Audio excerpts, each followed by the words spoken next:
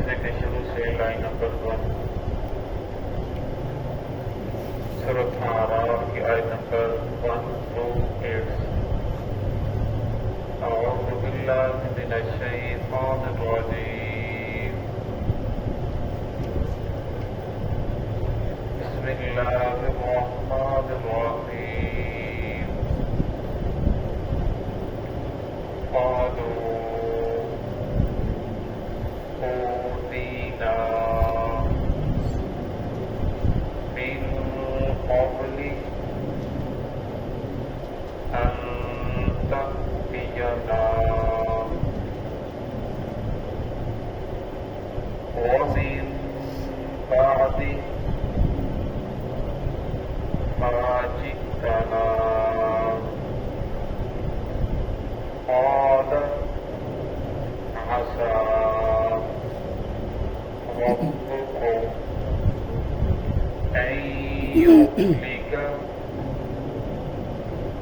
عدوكم ويستخلفكم في الأرض فينظر كيف تعملون، ولقد أخذنا آل فرعون بالسنين ونقص من الثمرات لعلهم يذكرون۔ بسم اللہ الرحمن الرحیم۔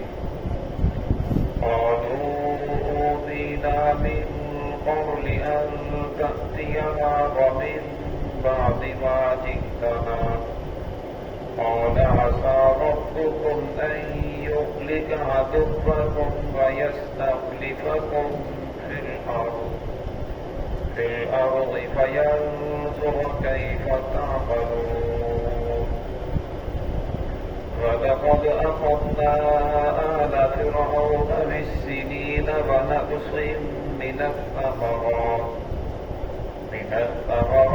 لعلهم يذكرون۔ قالوا أوذينا من قبل، موسیٰ علیہ السلام کی قوم کہنے لگی کہ ہمیں تکلیف پہنچی ہے من قبل، آپ کے آنے سے پہلے، ان تأتینا ومن بعد ما جئتنا، اور آپ کے آنے کے بعد بھی ہم کسی پریشانی میں مبتلا ہیں۔ قال عسى ربكم، موسیٰ علیہ السلام نے فرمایا قریب ہے تمہارا رب نہیں یہلک عدوکم، کہ وہ ہلاک کر دے تمہارے دشمن کو، ویستخلفکم فی الارض، اور تمہیں خلیفہ بنا دے زمین میں، فینظر کیف تعملون، پھر وہ دیکھے گا تم کیسا عمل کرتے ہو۔ وَلَقَدْ أَخَذْنَا آلَ فِرْعَوْنَ بِالسِّنِينَ، البتہ تحقیق ہم نے پکڑا آل فرعون کو بالسنین، چند سال کے لیے، وَنَقْصٍ مِنَ الثَّمَرَاتِ، کھاد میں اور پھلوں میں کمی کر کے، لعلہم یذکرون، تاکہ وہ لوگ نصیحت حاصل کریں۔ اس پہلی آیت کا تعلق گزشتہ آیات کے ساتھ ہے۔ اس وقت قوم نے کہا، فرعونیوں نے فرعون کو کہا کہ آپ جانوروں کا قتل کر رہے ہیں لیکن موسیٰ علیہ السلام کو چھوڑ رہے ہیں، آپ کو چاہیے تھا موسیٰ علیہ السلام کو قتل کرتے، موسیٰ علیہ السلام کی قوم کو قتل کرتے۔ تو فرعون نے آگے سے کہا کوئی بات نہیں، میں ان کے جو بچے ہیں انہیں قتل کروں گا، جن عورتوں کو زندہ چھوڑوں گا، وہ ہماری خدمت کریں گے۔ تو جس وقت انہوں نے یہ بات سنی تو انہوں نے پھر موسیٰ علیہ السلام سے کہا کہ اے موسیٰ، جس وقت آپ دنیا میں نہیں آئے تھے تو اس وقت ہی ہم تکلیف کے اندر مبتلا تھے، موسیٰ علیہ السلام ابھی پیدا نہیں ہوئے تھے۔ تو نجومیوں نے فرعون کو بتایا کہ ان 3 سالوں میں جو بچہ پیدا ہوگا وہ تیری حکومت کے زوال کا سبب بنے گا۔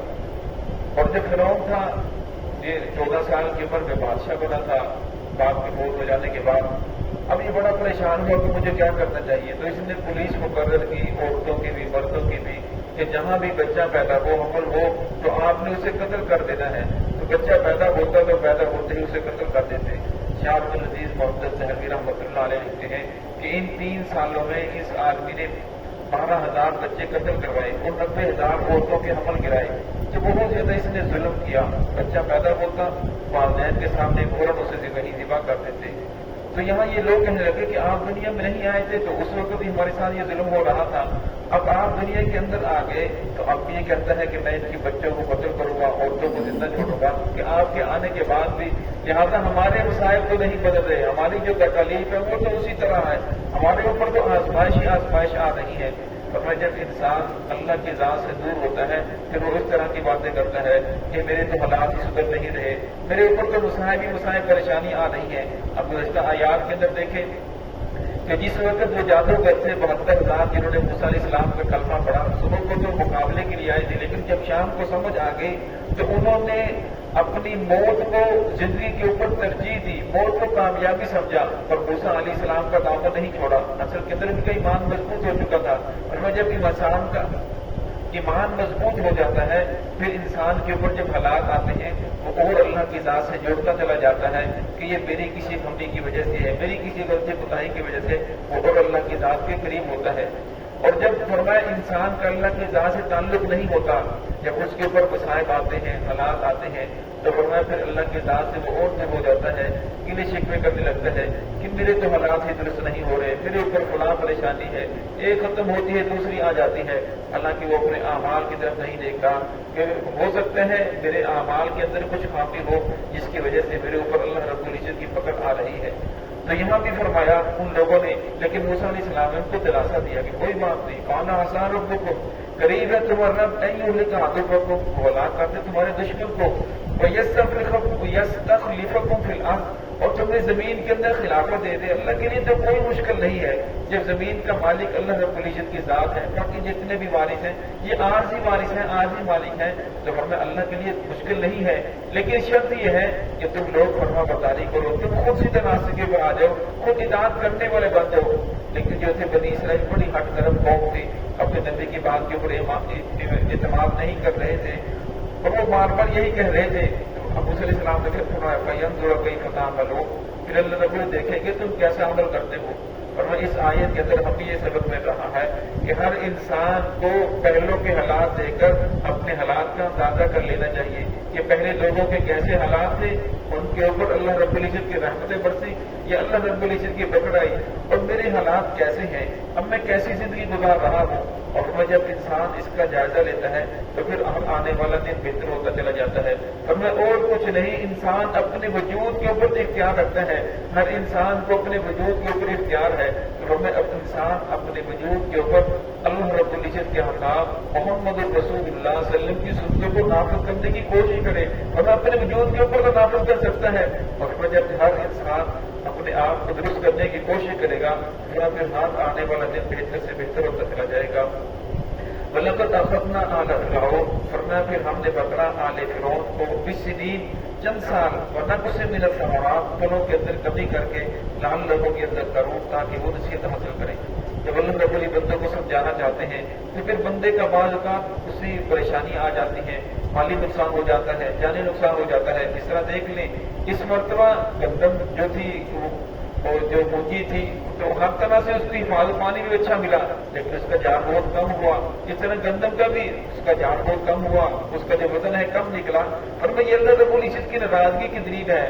اور اس طرح پھر اس کے بعد جو سونڈی تھی وہ بھی ختم نہیں ہو رہی تھی, بارش بھی ہوئی لیکن پھر بھی ختم نہیں ہوئی, کئی چیز سے پرے کی پھر جا کے وہ ختم ہوئی. اور میں یہ اللہ رب العزت بندے کو سمجھانا چاہتے ہیں کہ بندے کو سمجھ جانا چاہیے کہ میرا غلام مجھ سے ناراض ہے, اللہ کی ذات کی وجہ سے یہ چیزیں میرے اوپر مسائل پریشانی آ رہی ہیں. اب فرمایا یہ 3-4 سالوں کے اندر دیکھ لیں کتنے زیادہ حالات بگڑ گئے. اور لیکن فرمایا حالات بگڑنے کے بعد کتنے لوگوں نے اللہ کے ساتھ صلح کی, کیا نماز کے وقت بازار بند ہونا شروع ہو گئے, کیا کتنی جو خرافات ہیں وہ ختم ہو گئی. فرمایا نہیں, بلکہ ہر انسان اپنی جو بربادی ہے, اپنے بدعمالیوں کا جو ہوتا ہے وہ دوسرے کو بتانا چاہیے, یہ فلاں کی وجہ سے ایسا ہوا, یہ فلاں حکمران کی وجہ سے ایسا ہوا, فلاں اچھا نہیں ہے. اور جب ہر انسان اپنے اندر غور کرے گا, غور و فکر کرے گا تو پھر حالات درست ہوتے چلے جائیں گے. اور جب ہر انسان دوسرے کو بٹالے گا پھر فرمایا حالات درست نہیں ہو سکتے.